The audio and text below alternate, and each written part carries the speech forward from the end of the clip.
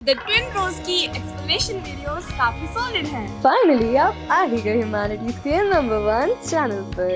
ऐसा एक्सप्लेनेशन के दिल से अपने आप ही निकले, वाह। ब्रिक्स बीट्स एंड बोन्स इस चैप्टर में हम हड़प्पन सिविलाइजेशन के बारे में बहुत कुछ पढ़ेंगे और इस चैप्टर का जो पहला ही क्वेश्चन है वो बनता है पहले ही लाइन से। वो पूछता है कि हड़प्पन सिविलाइजेशन को और हम क्या बुलाते हैं। तो हड़प्पन सिविलाइजेशन को और हम बुलाते हैं द इंडस वैली सिविलाइजेशन। तो एमसीक्यू में आएगा तो टिक लगा के आ जाना।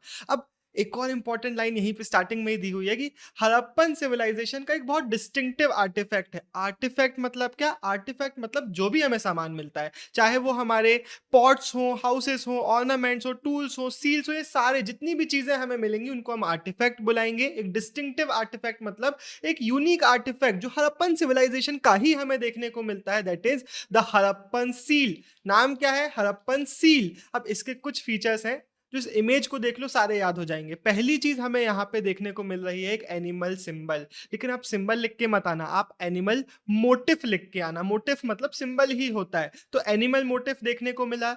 हमें अ लाइन ऑफ राइटिंग देखने को मिल रही है। अब इस स्क्रिप्ट में क्या लिखा हुआ है वो हम भी नहीं पढ़ पाए हैं, जो हमारे आर्कियोलॉजिस्ट है वो भी नहीं पढ़ पाए। तो इसको हम बोलते हैं कि हम इसको डिसाइफर नहीं कर पाए हैं। The script remains undeciphered. ये दूसरा एक टर्म है जो आपको याद होना चाहिए, अनडिसाइफर्ड। तो ये दो की फीचर्स अभी हमने देख लिए। एक और तीसरा फीचर है कि ये स्टीएटाइट नाम का एक पत्थर होता था, उससे ये सील बनती थी। तो अब इसके बारे में और भी कुछ चीजें हैं जो चैप्टर में आगे जाके पढ़ेंगे। अभी हम वापस से चैप्टर में आते हैं। अब ठीक है, हमने स्क्रिप्ट नहीं पढ़ी, लेकिन फिर भी हमें इतनी सारी जो चीजें, इतने सारे जो आर्टिफैक्ट्स मिले हैं, उसके थ्रू हम इस पूरे चैप्टर को अनफोल्ड करेंगे, हड़प्पन सिविलाइजेशन के बारे में समझेंगे। लेकिन पहले ये तो पता होना चाहिए ना कि सिविलाइजेशन किस टाइम पीरियड की है। तो उसको जरा हम यहाँ पे टाइमलाइन से समझेंगे। अगर आप कॉपी पेन लेके बैठे हैं तो इसको आप अपनी कॉपी में बना भी सकते हैं। अभी हम कौन सी सेंचुरी में जी रहे हैं? 21st सेंचुरी में। इसको क्रिकेट के एग्जाम्पल से याद रखो। 20th ओवर मतलब क्या होता है? 19.2, 19.3, 19.4। ये कौन सा ओवर चल रहा है? 20th ओवर चल रहा है। वैसे ही अभी 21st सेंचुरी चल रही है, मतलब 2010, 20, 30, 40, ये सारा क्या है? 21st century. अभी हम 21st सेंचुरी में जी रहे हैं, जिसका पूरा नाम क्या है? लेट्स से 2020 है अगर, तो 2000 कॉमन एरा। इस एरा को जिसमें हम जी रहे हैं उसको हम बुलाते हैं कॉमन एरा। लेकिन अगर 2020 साल पीछे चले गए तो क्या हमारी डेट खत्म हो जाएगी? नहीं, वहां से स्टार्ट होती है उल्टी गिनती, जिसको हम बुलाते हैं कॉमन एरा के पहले वाला, बिफोर कॉमन एरा। तो ये सीई और बीसी जो आपको हर हिस्ट्री की डेट में देखने को मिलेगा। अब आपको सिस्टम समझ आ रहा है कि 2020 के एक साल पीछे गए तो वन बिफोर कॉमन एरा। अब 2020 के आगे सी हम नहीं लगाते, और नहीं लगाए तो चलेगा, अंडरस्टैंडेबल है कि कॉमन एरा है। लेकिन अगर 1 BC, 2 BC, 10 BC के सामने BC नहीं लगाया तो उसको सी मान लिया जाएगा, आपका मार्क कट जाएगा। अब हड़प्पन सिविलाइजेशन कितनी पुरानी है? ये अभी के 21st सेंचुरी के जितने भी साल हुए हैं, 2000 साल उतने निकाल दिए और उसके पीछे 6000 साल और गए तो वहां पे आता है 6000 BCE एंड वहां से स्टार्ट होती है हमारी हड़प्पन सिविलाइजेशन। 3 डेट है यहाँ पे जो आपको याद रखनी पड़ेंगी। पहली ही, हड़प्पन सिविलाइजेशन को ना हम 3 फेजेस में डिवाइड करते हैं, अर्ली हड़प्पन, मैच्योर हड़प्पन और लेटर हड़प्पन। तो पूरा ओवरऑल जो टाइम पीरियड है हड़प्पन सिविलाइजेशन का 6000 BC से लेके 1300 BC, पूरा ओवरऑल। लेकिन इंडिविजुअल डेट्स पूछ ली जाती हैं क्वेश्चंस में, एमसीक्यूज में आ सकती है, आंसर में लिखने को आ सकता है। तो सबसे पहले एक फ्लो चार्ट यहां पे बना सकते हो। अर्ली हड़प्पन का डेट है 6000 BC से लेके 2600 BCE एंड अर्ली हड़प्पन को हम फॉर्मेटिव फेज बुलाते हैं, मतलब जब सिविलाइजेशन फॉर्म होना चालू हुई, इसलिए फॉर्मेटिव फेज। उसके बाद 2600 BC से लेके 1900 BC का जो पीरियड है उसको हम बुलाते हैं मैच्योर हड़प्पन। अब ये जो मैच्योर हड़प्पन है ये सबसे ज्यादा अर्बनाइज्ड नेचर का पीरियड था एंड इसको हम मोस्ट प्रॉस्परस भी बुला रहे हैं क्योंकि ये सबसे ज्यादा अर्बन था, सबसे ज्यादा वेल्दी, सबसे ज्यादा प्रॉस्परस, सबसे ज्यादा golden period of the civilisation था। तो इसके लिए याद रखना है प्रॉस्परस फेज। और जो लेटर फेज है हमारा उसको हम बुलाते हैं लेटर हड़प्पन या फिर सक्सेसर कल्चर्स एंड इसको हम डेकेडेंट फेज भी बुलाते हैं। डेकेडेंट मतलब कि अब इसका डाउनफॉल आ गया था, इस सिविलाइजेशन का एक रूरल शिफ्ट हमें देखने को मिला था। लेटर हड़प्पन का पीरियड है 1900 BC से लेकर 1300 BC, जिसके बाद सिविलाइजेशन खत्म हो गई। गई। एक और चीज, ये जो लास्ट पैराग्राफ है ना, इससे डायरेक्टली यूजुअली क्वेश्चंस नहीं आते कि बताओ कि एग्जैक्टली कहाँ पे लोकेटेड है, कहाँ कहाँ इसके साइट्स देखने को मिलते हैं, लेकिन आपको पता तो होना चाहिए ना। हमें अफगानिस्तान, बलूचिस्तान, पाकिस्तान के सिंध, पंजाब प्रोविंसेस हो गए, इंडिया के जम्मू कश्मीर, पंजाब, हरियाणा, राजस्थान, उत्तर प्रदेश, गुजरात, महाराष्ट्र, ये जो इंडिया का टॉप लेफ्ट वाला पूरा रीजन है, इंडिया पाकिस्तान वाला पूरा रीजन, इस पूरे रीजन की इस चैप्टर में हम हड़प्पन सिविलाइजेशन की बात कर रहे होंगे। एक और चीज, जब भी आप इस चैप्टर की और बुक 1 की जितनी भी डेट्स देखोगे ना, उसके पहले आप देखोगे सी डॉट लगा हुआ होगा। सी डॉट का अगर एमसीक्यू में क्वेश्चन आता है तो टिक लगा देना कि सी डॉट मतलब होता है सिरका, जिसका इंग्लिश में मीनिंग होता है अप्रोक्सीमेट, क्योंकि ये डेट्स अप्रोक्सीमेट है ना, एग्जैक्ट डेट्स नहीं है, इसलिए हम सी डॉट लगाएंगे। अब चैप्टर का इंट्रोडक्शन खत्म हुआ है, चैप्टर स्टार्ट हो रहा है। तो पहली लाइन में एक इंपॉर्टेंट लाइन जिसको हमने ऑलरेडी डिस्कस कर लिया है कि मच्योर हड़प्पन कल्चर के पहले भी कुछ कल्चर्स थे, लेकिन कल्चर टर्म तो अभी तक नहीं समझा है। कल्चर टर्म मतलब क्या होता है? किसी एक टाइम पीरियड के, एक जैसे दिखने वाले, एक तरीके के, एक सिविलाइजेशन के, एक लोकेशन के जितने भी हमें आर्टिफैक्ट्स हमें मिलते हैं, उसको हम बोलते हैं कि एक कल्चर को बिलोंग करते हैं। तो हो सकता है कि इस टाइम पीरियड का हमें कल्चर मिला। अब मच्योर हड़प्पन कल्चर के जो पॉटरी मिले, जो भी सामान मिला, उसको हमने बोला ये मच्योर हड़प्पन पीरियड का है। लेकिन जो अर्ली हड़प्पन लेवल का सामान मिला, वो कई जगहों पे लोकेशन भी अलग थी, कुछ लोकेशंस ओवरलैपिंग थी, कई लोकेशंस भी अलग थी, उनका स्टाइल भी अलग था, बनाने का तरीका अलग था। इसलिए हमने इसको डिवाइड किया कि अर्ली, मच्योर, लेटर अलग अलग हैं। तो इनको हम अलग अलग कल्चर बुला सकते हैं कि एक कल्चर, दूसरा कल्चर, तीसरा कल्चर। ठीक है, तो मच्योर हड़प्पन के पहले भी कल्चर थे, वो तो हमने टाइम पीरियड में भी देख लिया कि अर्ली हड़प्पन लेवल्स की चीजें थी। तो अर्ली हड़प्पन लेवल का क्वेश्चन अगर पूछेगा तो 2-3 चीजें याद होना चाहिए। पहली चीज, अर्ली हड़प्पन लेवल के ही हमें डिस्टिंक्टिव पॉटरी देखने को मिलती है। एग्रीकल्चर अर्ली हड़प्पन से ही देखने को मिलता है। पेस्टोरलिज्म मतलब जानवर पालना अर्ली हड़प्पन लेवल में ही चालू हो गया था। अर्ली हड़प्पन लेवल में कोई भी जो सेटलमेंट थी, they were generally small and virtually का मतलब होता है ऑलमोस्ट नो लार्ज बिल्डिंग्स। तो ये 2 स्टेटमेंट हो गए। तीसरी चीज, एक हमारे आर्कियोलॉजिस्ट ने एक और चीज बताई है कि हड़प्पन कल्चर जब स्टार्ट हुआ, इवन अर्ली लेवल, तो उसके पहले ऐसा नहीं था कि यहाँ पे कोई नहीं रहता था। इवन उसके 1000 साल पहले 7000 BCE में भी यहाँ पे फार्मिंग कम्युनिटीज थी जो रहा करती थी। फिर उसके बाद 6000 BCE से हमारा civilisation, early Harappan civilisation establish हुआ, और उसका जब इवोल्यूशन हुआ तो फिर हमें मच्योर हड़प्पन लेवल्स देखने को मिलता है। तो ये एक बेसिक पैराग्राफ था, ज्यादा नहीं पूछा जाता। लेकिन इसके बाद वाला पैराग्राफ है, ये बहुत इंपॉर्टेंट पैराग्राफ है 3 मार्कर क्वेश्चन के लिए, जिसके लिए मैंने यहाँ पे क्वेश्चन डाले भी हुए हैं। जितने एनसीईआरटी में मैंने क्वेश्चन डाले हैं वो इसलिए ही डाले ताकि आपको समझ में आए कि किस टाइप्स के क्वेश्चन आते हैं। मैं समझाता भी जाऊंगा। आगे बढ़ने के पहले इस बॉक्स की 2 चीजें देख लो बस। एक चीज, हड़प्पन सिविलाइजेशन को हम इंडस वैली सिविलाइजेशन भी बुलाते हैं, तो दैट शोज कि इंडस रिवर की वैल्यू बहुत ज्यादा है। लेकिन एक और रिवर है जिसकी वैल्यू थी, that was the Saraswati river. 2/3 of the site जो हड़प्पन सिविलाइजेशन की थी वो इस सरस्वती रिवर बेसिन पे ही बसी हुई थी। तो Indus and Saraswati reverse were very important for the Indus valley people. अब क्वेश्चन क्या आएगा इस टॉपिक नंबर 2 से कि सबसिस्टेंस स्ट्रेटेजीज के बारे में बताओ कि कैसे ये लोग जीते थे, क्या खाते थे, क्या पीते थे। तो इसका क्वेश्चन आएगा। तो इंट्रोडक्शन बना देना कि जो सबसिस्टेंस स्ट्रेटेजीज हैं वो हमें अर्ली लेवल्स में भी सिमिलर देखने को मिलती हैं कई केसेस में। मच्योर अर्ली लेवल्स में डिफरेंसेस थे, अलग अलग चीजें थी, टाइप्स अलग थे, पॉटरी अलग थी, रहने का तरीका अलग था, लेकिन सबसिस्टेंस स्ट्रेटेजीज में सिमिलैरिटीज भी देखने को मिलती हैं। लेकिन मेन पॉइंट्स यहां से अब याद रखो। पहला हेडिंग बना देना आर्कियोबोटेनिस्ट, और उसके अंडर में लिखना कि हड़प्पन्स बहुत wide range of plants and animal products को कंज्यूम करते थे, इंक्लूडिंग फिश। एंड हमारे जो आर्कियोबोटेनिस्ट होते हैं वो ढूंढते हैं प्लांट रिमेन्स को, चार्ड ग्रेन्स मतलब जले हुए ग्रेन्स जो सर्वाइव करते हैं हमारे आर्कियोबोटेनिस्ट के लिए। तो चार्ड ग्रेन्स और सीड्स को वो ढूंढते हैं डाइटरी प्रैक्टिसेस को रिकंस्ट्रक्ट करने के लिए, एंड इनके थ्रू हमें बताते हैं कि क्या क्या ये लोग कंज्यूम करते थे। आर्कियोबोटेनिस्ट कौन है? एंशिएंट प्लांट रिमेन्स को स्टडी करने वाले स्पेशलिस्ट। इसको रट्टा मारना पड़ेगा थोड़ा सा। क्या क्या मिला है इन लोगों को?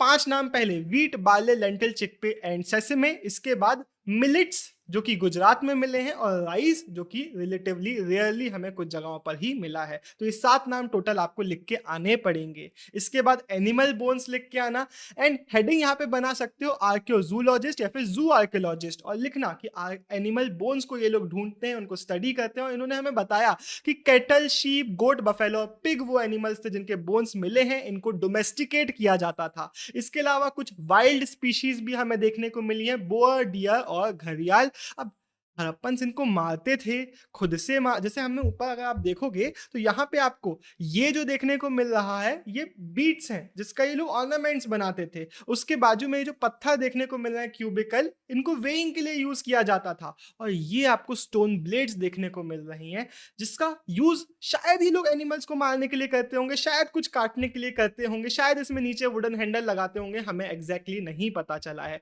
तो हो सकता है ये लोग खुद मारते हो इन एनिमल्स को, हो सकता है किसी और हंटिंग कम्युनिटी से ट्रेड करके बार्टर करके लाते हो। लास्ट पॉइंट आप लिखेंगे कि फिश और फाउल, फिश मतलब मछलियां, फाउल मतलब चिड़ियां, इनके भी बोन्स हमें देखने को मिले हैं। तो 3 मार्क का क्वेश्चन होगा। आप पहले ग्रेन्स लिखेंगे, फिर बोन्स लिखेंगे, और फिर ये कंक्लूडिंग पैराग्राफ पॉइंट्स लिखेंगे। अगला क्वेश्चन है ना, थोड़ा सा रट्टा मारने वाला है एंड इंपॉर्टेंट क्वेश्चन है, आ जाता है 3 मार्क के लिए ही ये यूजुअली आता है, और पूछता है कि एक्सप्लेन करो कि एग्रीकल्चरल टेक्नोलॉजीज क्या क्या यूज होती थी, एग्रीकल्चर के लिए क्या क्या मेथड्स किए जाते थे यूज। तो उसके लिए कुछ हेडिंग्स याद रख लो, डिस्क्रिप्शन आपको याद हो जाएगा। पहली चीज हेडिंग बना सकते हो बुल, और लिख देना कि बुल के रिप्रेजेंटेशन हमें सील्स में भी देखने को मिले हैं मोटिव्स की तरह, और हमें इस तरीके के टेराकोटा के स्कल्पचर्स भी देखने को मिले हैं। तो जब बुल के ऐसे स्कल्पचर्स हैं, डिपिक्शंस हैं, तो हमें पता है ना कि bull was known to the Harappan people. तो इससे हमने एक्सट्रापोलेट किया, इससे हमने कंक्लूजन ड्रॉ किया कि बुल को एग्रीकल्चर में भी यूज किया जाता होगा। तो bull was known through seals and sculptures, and इससे हम एक कंक्लूजन ड्रॉ करते हैं कि oxen was used for ploughing. Ploughing करना मतलब खेत को जोतना, जो गड्ढे करते हैं हम एग्रीकल्चर करने के पहले, सीड सो करने के पहले, उसको प्लाउइंग बोलते हैं। उसको करने के लिए बुल्स का यूज किया जाता होगा। लेकिन एक सेकेंड, बुल्स का या ऑक्सन का? बुल को ही जब हम एग्रीकल्चर के लिए ट्रेन कर देते हैं, कास्ट्रेट कर सकते हैं, उसको टेम डाउन करने के लिए टेम डाउन कर सकते हैं, एग्रीकल्चर के लिए उसको प्रिपेयर कर सकते हैं, उसको फिर हम ऑक्सन बुलाना चालू कर देंगे। तो जो एग्रीकल्चर वाला बुल है उसको हम ऑक्सन बुलाते हैं। तो ऑक्सन का यूज ये लिख के आना, oxen was used for ploughing. पहली चीज हो गई, हेडिंग थी बुल। उसके बाद सेकंड हेडिंग बना सकते हो प्लाव, और लिख देना कि टेराकोटा मॉडल्स हमें प्लाव के भी देखने को मिले हैं। कहां मिले हैं लिखना ही पड़ेगा, रट्टा मारना ही पड़ेगा। चोलिस्तान में एंड हरियाणा के बनावली में, चोलिस्तान एंड बनावली। तीसरी हेडिंग बना देना प्लाउड फील्ड, और लिख देना कि आर्कियोलॉजिस्ट को प्लाउड फील्ड्स देखने को मिली है कालीबंगन राजस्थान में, और ये अर्ली हड़प्पन लेवल्स की देखने को मिली हैं। तो तीनों चीज बहुत इंपॉर्टेंट है। अब प्लाउड फील्ड्स के बारे में एक सब पॉइंट है जो मेंशन करके आना ही पड़ेगा, वरना आधा मार्क कट जाएगा, कि प्लाउड फील्ड में 2 सेट्स ऑफ फरोज थे।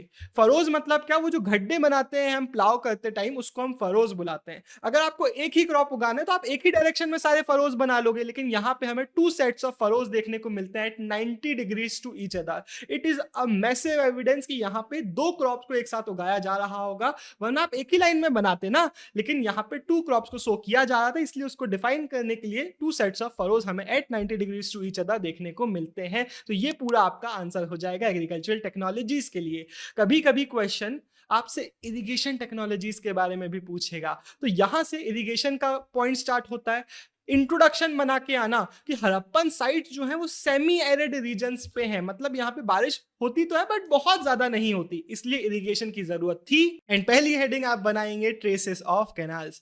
वैसे इतनी सारी चीजें हैं ना, इसको रिवाइज करना पड़ेगा अगर आप याद करना चाहते हैं तो। एंड अगर आपको बेस्ट सोर्स चाहिए रिवीजन के लिए तो हमारे thetwinbros.in पे आप जाएंगे, हमारी वेबसाइट में, तो वहां से आप द ट्विन ब्रोस के प्रीमियम नोट्स ले सकते हैं। वो आपको बहुत हेल्प करेंगे इन सारी चीजों को रिवाइज करने के लिए। वैसे अगर आप बैच ले रहे हैं हमारे, तो बैच में सारी चीजें फ्री मिलती हैं, तो फिर आपको कुछ और एक्स्ट्रा लेने की जरूरत नहीं है। बैच ले लिया तो सब हो गया आपका, लेकिन ये बाकी चीजें अलग से भी आती हैं, तो thetwinbros.in को चेक करना। ट्रेसेस ऑफ कैनाल्स हो गई पहली हेडिंग, याद करो, कॉपी में लिख सकते हो कि कहां मिले हैं कैनाल्स के ट्रेसेस। हमें शौतुगई अफगानिस्तान में मिले हैं, लेकिन सब पॉइंट बनाना कि अफगानिस्तान के शौतुगई में तो मिले हैं, लेकिन हमें पंजाब में या फिर सिंध में नहीं मिले हैं। तो क्या डिफरेंसेस थे, यहां पे बना रहे थे, यहां पे नहीं बना रहे थे? हो सकता है, या फिर ये भी हो सकता है कि दे सिल्टेड लॉन्ग अगो, मतलब हो सकता है बनाए उन्होंने हो लेकिन वो धंस गए हैं, मिट्टी धंस गई है उसमें, हमें नहीं मिले हैं, वो डिस्ट्रॉय हो गए हैं टाइम के साथ, इसलिए हमें नहीं मिल पाए। पहला पॉइंट क्लियर है।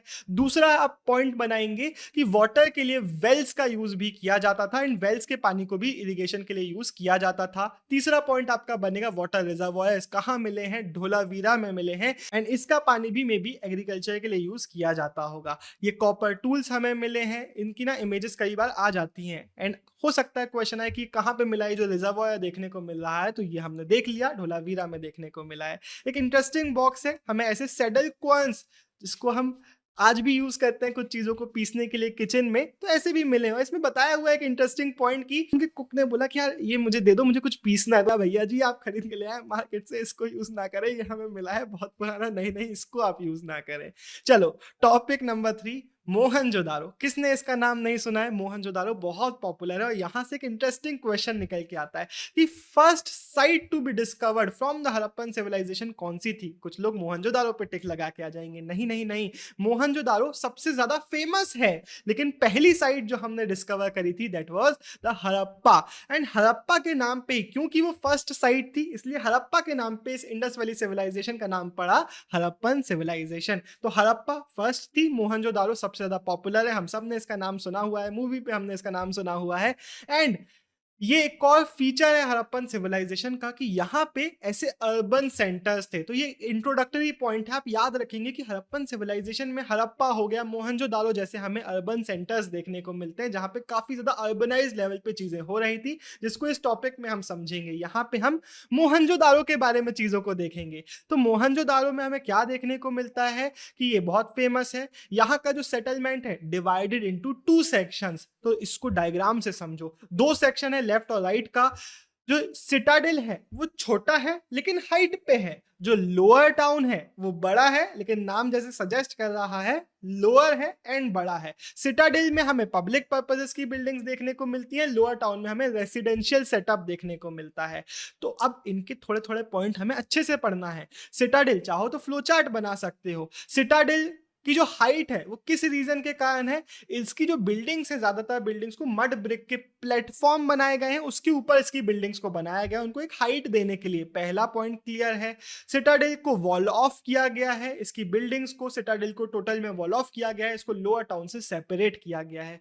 फिर लोअर टाउन को भी वॉल ऑफ किया गया है, इसमें भी वॉल बनाया गया है यहाँ पे, एंड इसकी भी कुछ जो बिल्डिंग्स है उनको प्लेटफॉर्म्स पे बनाया गया है। अब एक क्वेश्चन आता है जो पूछता है, 3 मार्क के लिए यूजुअली आता है, कई बार 8 मार्क के साथ कॉम्बिनेशन क्वेश्चन बन जाता है। वो पूछेगा कि हड़प्पन सिविलाइजेशन में प्लानिंग हो रही थी, उसके एग्जांपल्स दो। तो ये जो आपका पॉइंट है प्लेटफॉर्म्स, हेडिंग बना देना प्लेटफॉर्म्स और लिखना कि platform is a massive example of evidence of planning in Harappan civilization. उसका एक एग्जांपल देना कि अगर एक लेबर एक क्यूबिक 1 मीटर के क्यूब का टुकड़ा रोज जाके उस फाउंडेशन में लगाएगा तो उसको 4 मिलियन पर्सन डेज लगेंगे, 4 मिलियन वर्किंग डेज लगेंगे एक फाउंडेशन को बनाने के लिए। 4 मिलियन एग्जांपल में लिख के आना, इट शोज कि कितने ह्यूज अमाउंट में लेबर फोर्स को यहाँ पे मोबिलाइज किया जा रहा था। और एक बार आपने इन प्लेटफॉर्म को बना दिया, then you can not move it, तो आपको प्लान करके इसको बनाना पड़ेगा। तो ये पॉइंट लिखना।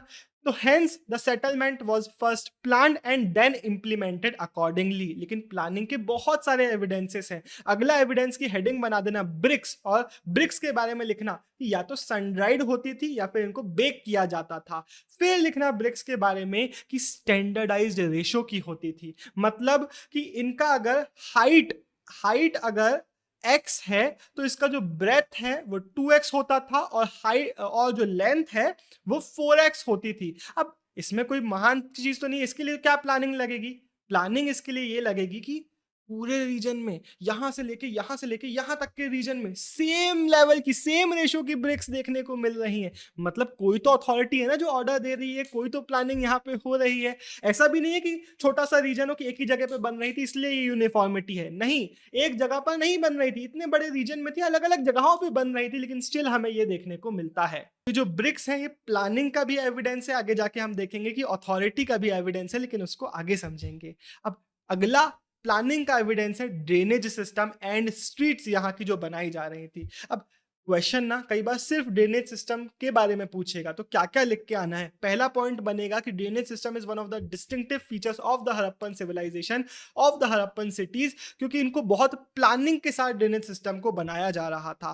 पहली चीज लिखेंगे कि पहले रोड्स एंड स्ट्रीट्स को बनाया जा रहा था, उनके साथ उनकी ड्रेन्स बनाई जा रही थी, और उसके बाद घरों को बनाया जा रहा था। ये कैसे पता चला, ये थर्ड पॉइंट में आप एक्सप्लेन करना कि यहाँ पे जो रोड्स एंड स्ट्रीट्स हैं उनके ड्रेन्स के साथ उनको ऐसे ग्रिड पैटर्न पे बनाया गया है। अगर आप घर पहले बनाओगे और फिर रोड बनाओगे तो ऐसी नहीं बनेंगी। आज के मॉडर्न टाइम पे भी बहुत सारे रीजन्स पे इतनी अच्छी प्लानिंग हम नहीं कर पाते हैं, लेकिन यहाँ पे ऐसा ग्रिड पैटर्न की at 90 degrees to each other intersect करने वाली रोड्स को बनाया गया। उसके बाद जो बीच थे उनमें घर बनाए गए। तो it is a very good example कि यहाँ पे पहले इनको बनाया गया था। ये भी प्लानिंग को शोकेस कर रहा है। Intersecting at right angles, streets and drains जो थी they were laid out first and उसके बाद houses were built along them.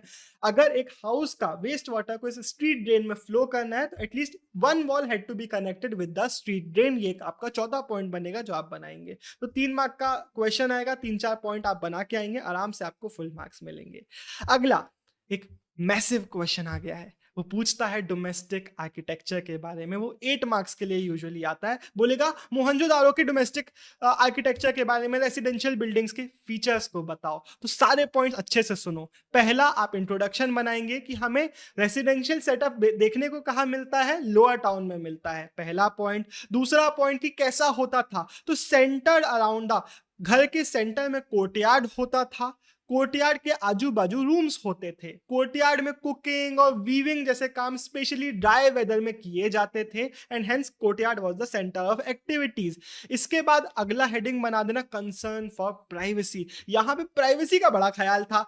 Ground level पे वॉल्स में कोई भी विंडोज नहीं बनाई जाती थी ताकि डायरेक्टली कोई झांके ना अंदर। जो मेन एंट्रेंस था, दरवाजा, वहां से आप डायरेक्टली ये नहीं देख सकते बाहर से खड़े होके कि कोर्टयार्ड में क्या चल रहा है। अगेन प्राइवेसी का कंसर्न। तो इंपॉर्टेंट पॉइंट है इधर के आर्किटेक्चर के बारे में।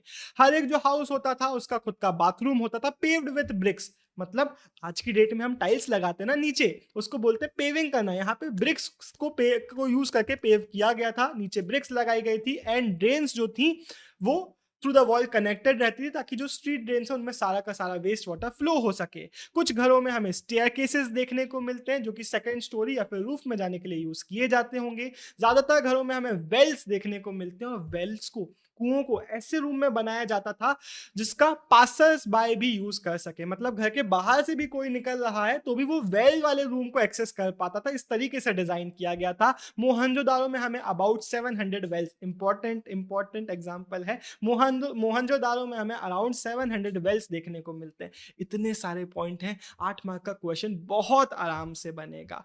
यहाँ पे इस बॉक्स में बताया गया है, मैके साहब जिन्होंने इसके बारे में लिखा, उन्होंने बोला it is the most complete ancient system yet discovered. Harappan civilization के लिए उन्होंने ये चीज बोली कि बहुत अच्छा सिस्टम है। उन्होंने बताया कि यहाँ पे जो ड्रेन्स वगैरह उनको क्लीन भी किया जाता था। लेकिन एक इंटरेस्टिंग पॉइंट भी उन्होंने बोला कि एक इंटरेस्टिंग बात यह कि इतना कुछ सिस्टम है यहाँ पे, लेकिन जब क्लीन करते थे तो डेबरी होता था, जो कचरा वगैरह होता था, वो वहीं बाजू में पटक के चले जाते थे। बट ये सब लिखने को नहीं आता है, बस थोड़ा सा इंटरेस्टिंग था तो मैं आपको बता रहा हूँ। चलो अब आते हैं सिटाडेल पे। हमने रेसिडेंशियल सेटअप देख लिया ना, अगला क्वेश्चन सिटाडेल के बारे में आता है, सीधे 8 मार्क के लिए पूछता है। तो सिटाडेल हेडिंग बना देना और लिखना कि यहाँ पे हमें स्पेशल पब्लिक पर्पसेस के बिल्डिंग्स देखने को मिलते हैं। 2 बहुत इंपॉर्टेंट नाम। पहला हेडिंग है वेयर हाउस। वेयर हाउस एक बहुत मैसिव स्ट्रक्चर है जिसका जो लोअर पोर्शन था वो ब्रिक से बनाया गया था, वो ही सर्वाइव करता है। जो अपर पोर्शन था वो एक पेरिशेबल मटेरियल, टाइम के साथ खराब होने वाले, मिट जाने वाले मटेरियल से बनाया गया था। मे बी वुड से बनाया गया होगा, इसलिए वो डिके कर गया एंड हमें नहीं मिलता है। तो हमें सिर्फ लोअर पोर्शन देखने को मिलता है, that was made of brick.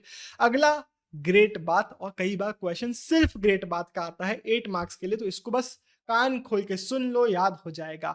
Great बात का पहला पॉइंट है एक लार्ज रेक्टेंगुलर, ऐसा एक लार्ज रेक्टेंगुलर टैंक था नॉर्थ और साउथ साइड से।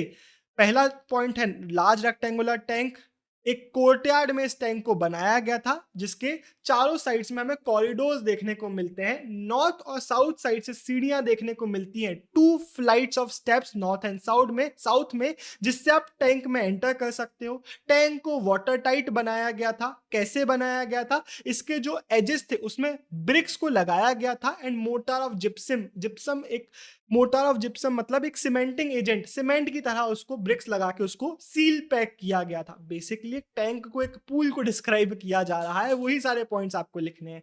फिर लिख के आना कि there were rooms on 3 sides and उनमें से एक रूम में बहुत बड़ा सा वेल था। जितना भी वाटर होता था इस टैंक का, मे बी हम अज्यूम करते हैं कि इसमें वाटर ही फिल किया जाता होगा क्योंकि वाटर टाइट वगैरह बनाया गया है, तो जितना भी वाटर होता था, जितना भी वेस्ट वाटर होता था, वो एक ड्रेन में फ्लो हो जाता था। तो ड्रेनेज सिस्टम यहाँ पे भी यूज किया जाता था। तो ह्यूज ड्रेन में सारा वेस्ट वाटर जाता था। अब नॉर्थ साइड से एक लेन मतलब एक गली जाती थी एंड उस गली से आगे जाओ तो एक बिल्डिंग थी, स्मॉलर बिल्डिंग थी, जिसमें 8 बाथरूम्स थे, 4 ऑन ईच साइड, एंड इनको भी ड्रेन से कनेक्ट किया गया था। अब लास्ट पॉइंट आप कंक्लूडिंग पॉइंट बना सकते हो कि काफी एक यूनिक स्ट्रक्चर है और ऊपर से हमें सिटाडेल में मिला है, जहां पे हमें बाकी भी ऐसे पब्लिक पर्पसेस के बिल्डिंग्स मिले हैं, यूनिक स्ट्रक्चर्स मिले हैं। तो इट सजेस्ट हमारे आर्कियोलॉजिस्ट को कि मे बी इसको एज अ रिचुअल बाथ के एक इंपॉर्टेंट स्ट्रक्चर की तरह यूज किया जाता होगा, ग्रेट बाथ को। अगला टॉपिक आता है 3 मार्क के लिए। क्वेश्चन पूछेगा कि explain the strategies used by archaeologist to understand the socio economic differences of the Harappans. तो क्या सोशली और इकोनॉमिकली सोसाइटी में ऐसा था कि कुछ लोग ऊपर हैं, कुछ लोग नीचे हैं, वे सब लोग सिमिलर लेवल्स पे थे? कैसे हमें पता चलेगा? आंसर में सबसे पहले आप बनाना एक फ्लो चार्ट, हेडिंग लिख देना ट्रैकिंग सोशल डिफरेंसेस, और पहला पॉइंट बनाना बैरियल्स, दूसरा point banana looking for luxuries. अब दोनों को हम समझ लेते हैं, पहले स्टार्ट करते हैं बैरियल्स। अब आपने फ्लो चार्ट बना दिया, फिर आपने हेडिंग बनाई बैरियल्स, बैरियल ही बोलते हैं इसको, ब्यूरियल नहीं, बैरियल। तो बैरियल के बारे में पहला पॉइंट लिखना कि बैरियल एक बहुत अच्छे से सजेस्ट करता है कि डिफरेंसेस थे या नहीं थे। अगर आप उन इजिप्ट के पिरामिड्स की बात करो तो वहां पे बहुत सारी वेल्थ को गड़ाया गया था। तो जब हम उन बैरियल्स को देखते हैं, रॉयल बैरियल्स को देखते हैं, तो हमें समझ में आता है कि ऑब्वियसली वहां के जो बैरियल्स थे, इजिप्ट के जो हमारे पिरामिड्स थे, वो एक रॉयल मैसिव बैरियल्स थे, वो किसी रईस लोगों के बैरियल्स थे। तो वो चीज हमें समझ में आती है। एंड वो अलग टाइम पीरियड के नहीं थे, जब हड़प्पन सिविलाइजेशन चल रही थी तो उसी टाइम पे कुछ पिरामिड्स को बनाया जा रहा था। तो वहां पे तो दिख गया बैरियल से कि भाई डिफर कर रहे थे लोग सोशियो इकोनॉमिकली। लेकिन हड़प्पन सिविलाइजेशन का क्या? आप लिख के पहला पॉइंट बना दिया, दूसरे पॉइंट में लिख के आना कि हड़प्पन बैरियल साइट्स जो हमें देखने को मिलते हैं, वहां पे सिंपल पिट्स मतलब गड्ढे बनाए जाते थे एंड उनमें डेड को ले कर दिया जाता था। दूसरा पॉइंट। तीसरा पॉइंट इसी बैरियल के हेडिंग के नीचे आपका आएगा कि कुछ वेरिएशंस थे पिट्स में, जैसे कि कुछ बैरियल पिट्स जो होते थे उनको हॉलोड आउट जो स्पेसेस होते थे, जो गड्ढे होते थे, उसमें अंदर ब्रिक की लाइनिंग कर दी जाती थी, कुछ में वो ब्रिक्स नहीं होती थी। लेकिन इसके अलावा कोई ऐसा बहुत बड़ा डिफरेंस नहीं मिला कि एक में सोने जवाहरात मिल गए और दूसरे में ना मिले हो। तो इससे हमें बैरियल से ज्यादा चीजें समझ में नहीं आती। अगला पॉइंट, कुछ ग्रेव्स में हमें पॉटरी मिली है, ऑर्नामेंट्स मिले हैं, तो हमें सजेशन मिलता है इससे कि मे बी ये लोग आफ्टर लाइफ में बिलीफ रखते होंगे। ज्वेलरी थी वो सिर्फ विमेन के साथ नहीं, हमें मेल बॉडीज के साथ भी देखने को मिली। अब यहाँ पे एग्जांपल आएगा, लिख लो कॉपी में। मिड 1980s मतलब 1985 के अराउंड हमारे यहाँ पे सिमेट्री जो थी, जहाँ पे डेड बॉडीज को बैरी किया जा रहा था, उसको हमने एक्सकेवेट किया एंड वहां पे हमें एक मेल बॉडी के साथ एक ऑर्नामेंट मिला। उस ऑर्नामेंट में 3 शेल रिंग्स थे, शेल से बने हुए रिंग्स। अब ऑर्नामेंट्स को आगे के चैप्टर में हम और अच्छे से समझेंगे तो बहुत अच्छे से समझ में आएगा कि किस टाइप्स के ऑर्नामेंट्स बनाए जा रहे थे। लेकिन अभी इस एग्जांपल को सुनो। एक जेस्पर एक सेमी प्रेशियस स्टोन होता है, तो उसकी बीड हमें मिली जिसको पहनते थे एंड हंड्रेड्स ऑफ माइक्रो छोटी छोटी बीड्स हमें देखने को मिली स्कल ऑफ अ मेल के साथ। तो मेल्स भी ऐसे ऑर्नामेंट्स पहनते थे। साथ में हमें कुछ केसेस में कॉपर मिरर, ये आता है कई बार, क्या है ये? एक हड़प्पन कॉपर मिरर है जो हमें डेड के साथ देखने को मिले हैं कई इंस्टेंसेस पे। तो कॉपर मिरर्स देखने को मिले। लेकिन ओवरऑल ये लोग ज्यादा प्रेशियस चीजों को बैरी नहीं कर रहे थे, जैसे कि इजिप्ट में हमने देखा। अब ये पूरा आपका बैरियल्स वाले हेडिंग में आएगा। अगला हेडिंग आपका बनेगा लुकिंग फॉर लग्जरीज। इसमें आप एक और सब फ्लो चार्ट बनाएंगे। ये हमारे जो आर्कियोलॉजिस्ट हैं वो दो टाइप के मटेरियल को आइडेंटिफाई करते हैं, एक यूटिलिटेरियन और एक लग्जरीज। यूटिलिटेरियन मतलब सारा ऑर्डिनरी सामान जो पूरी सिविलाइजेशन में सारे लोग यूज करते होंगे। तो अगर ये वाला सामान मिल रहा है तो हम बोलेंगे यार ये तो सब यूज करते हैं, तो ज्यादा डिफरेंसेस नहीं है। लेकिन फिर लग्जरीज वाला सामान जो सिर्फ कुछ लोग यूज करते होंगे, तो ये वाला सामान मिलेगा तो हमें समझ में आएगा कि नहीं, कुछ लोग रईस थे, कुछ लोगों के पास एक्सेस था ज्यादा बेटर चीजों का। तो यूटिलिटेरियन की हेडिंग में लिखना कि फर्स्ट कैटेगरी में वो ऑब्जेक्ट्स आते हैं जो डेली यूज के fairly easy materials, easy to obtain material से इजी टू यूज टेक्नोलॉजीज का यूज करके बनाए जा रहे थे। इसका एग्जांपल्स बहुत, बाकी आप खुद के वर्ड्स में लिख सकते हो, लेकिन एग्जांपल्स एज इट इज लिख के आना पड़ेगा कि मटेरियल स्टोन और क्लेस का हो सकता है। एंड इसके एग्जांपल से क्वर्न्स, जो सैडल क्वर्न्स हमने ऊपर पीसने के लिए देखे, पॉटरी, नीडल्स, फ्लैश रबर जिसको बॉडी स्क्रबर्स के लिए यूज किया जाता होगा, ये सारे हमारे यूटिलिटेरियन के एग्जांपल्स हैं। अगली हेडिंग है, एक और पॉइंट लिख देना, utilitarian through out the settlement spreaded देखने को मिलते हैं। अगली हेडिंग है लग्जरीज। इनको रेयर मटेरियल से या फिर कॉस्टली मटेरियल से या फिर नॉन लोकल मटेरियल से बनाया जाएगा एंड कॉम्प्लिकेटेड टेक्नोलॉजीज इसमें यूज हो सकती हैं। इसका एग्जाम्पल एक ही है, लिटिल पॉट्स ऑफ फायांस, ये आपको देखने को मिल रहा है। फायांस क्या, एक कॉम्प्लिकेटेड टेक्नोलॉजी का यूज करके इसको बनाया जाता था। एक ऐसा मटेरियल है जिसको आप ग्राउंड सैंड या फिर सिलिका, आप ग्राउंड सैंड आपने लिया, उसको आपने कलर से मिक्स किया, आपने गम मिक्स किया, उसको फिर आपने फायर किया। तो कॉम्प्लिकेटेड टेक्नोलॉजी ना इस फायंस के पॉट को बनाने की। तो इस कॉम्प्लिकेटेड टेक्नोलॉजी के कारण हमने बोला कि यार ये तो एक थोड़ा सा रेयर मटेरियल है, हमें मिलता भी रेयरली है, हमें सिर्फ बड़ी बड़ी सेटलमेंट्स में मिलता है, एंड हेंस हमने बोला कि ये लग्जरी है। लेकिन सिचुएशन कई बार कॉम्प्लिकेटेड हो सकती है। हो सकता है कि एक ऐसा ऑब्जेक्ट हो, स्पिंडल वर्ल्ड का एग्जांपल दिया हुआ है, जिसको धागा लपेटने के लिए यूज किया जाता होगा। अब ऑर्डिनरी ऑब्जेक्ट है, हमें पूरी थ्रू आउट द सेटलमेंट मिलता है, लेकिन एक जगह पर हमें सोने का मिल गया है, तो अब इसको हम लग्जरी में डालें और यूटिलिटेरियन में डालें, तो ऐसी कॉम्प्लेक्सिटीज आ सकती हैं। लास्ट इस पैराग्राफ का कंक्लूडिंग पॉइंट ये है, वही जो पहले भी मैंने आपको बताया कि यूजुअली जो आपको लग्जरीज के आइटम है वो बड़े बड़े हड़प्पा में मिलेगा, मोहनजोदारो में जो इंपॉर्टेंट साइट्स है वहां पे मिलेगा, एंड जो छोटे साइट्स है वहां पे आपको यूटिलिटेरियन मटेरियल ज्यादातर मिलेगा, लग्जरीज नहीं मिलेंगे। एक और चीज, क्या गोल्ड को प्रेशियस समझा जाता था? आज की डेट में तो हम समझते हैं, याद रखना हड़प्पन्स भी गोल्ड को प्रेशियस समझते थे। कैसे पता चला हमारे हिस्टोरियंस को? बहुत इंटरेस्टिंग है। हमें गोल्ड जैसी चीजें जब मिली है ना, तो यूजुअली हमें होर्ड्स में मिली है। होर्ड्स मतलब क्या? यूजुअली हमें एक जगह पर इकट्ठी पड़ी हुई या फिर जमीन में बैरी की हुई एक पॉट में उन्होंने भर दिया, जमीन में गड़ा दिया, ऐसे हमें मिली है। तो इससे हमें समझ में आता है कि मे बी या तो कोई मेटल वर्कर था, वो छुपा के रख रहा था, या फिर किसी के पास थी, उसने छुपा के रखी थी, तो इट शोज कि उसकी वैल्यू थी। तो ये एक लास्ट पॉइंट है जो आपको याद रखना है। जब क्वेश्चन आएगा क्राफ्ट प्रोडक्शन का, तो तुम्हारी सबसे पहले हेडिंग बनेगी चान्हू-दारो। ये पहले पॉइंट्स लिखोगे कि Chanhudaro as compared to Mohenjodaro बहुत छोटा है। Chanhudaro 7 hectares, Mohenjodaro 125 hectares. MCQ में आएंगी ये दोनों डिटेल्स। तो छोटा है, लेकिन the special feature of Chanhudaro is it is exclusively dedicated to craft production. किस तरीके का क्राफ्ट प्रोडक्शन हो रहा है? Bead making, shell cutting, metal working, seal making, weight cutting, हर तरीके का हो रहा है। दूसरी हेडिंग वैरायटी ऑफ मटेरियल, इसमें लिखना स्टोन्स जैसे कि carnelian, Jasper, crystal, quartz, steatite, फिर मेटल जैसे कि कॉपर, ब्रॉन्ज, गोल्ड, इसके अलावा शेल, फायांस, टेराकोटा या बर्न्ड क्ले, ये सारे मटेरियल्स का यूज किया जा रहा है। अगली हेडिंग बना देना शेप्स और लिख देना कि disc shaped, cylindrical, barrel shaped, segmented मतलब अलग अलग सेगमेंट्स, टुकड़ों वाला, हर तरीके के शेप्स का यूज किया जा रहा है। सिर्फ ज्योमेट्रिकल शेप नहीं, अलग अलग शेप, पेंटिंग की जा रही है, एचिंग की जा रही है, इंसाइजिंग करी जा रही है उनको डेकोरेट करने के लिए। ये आपको एक टूल देखने को मिल रहा है जो बीड्स बनाने के लिए काम किया जाता था। ये आपको एक बीड देखने को मिल रही है, बीड से बना हुआ एक ऑर्नामेंट देखने को मिल रहा है जिसको पहना जाता होगा।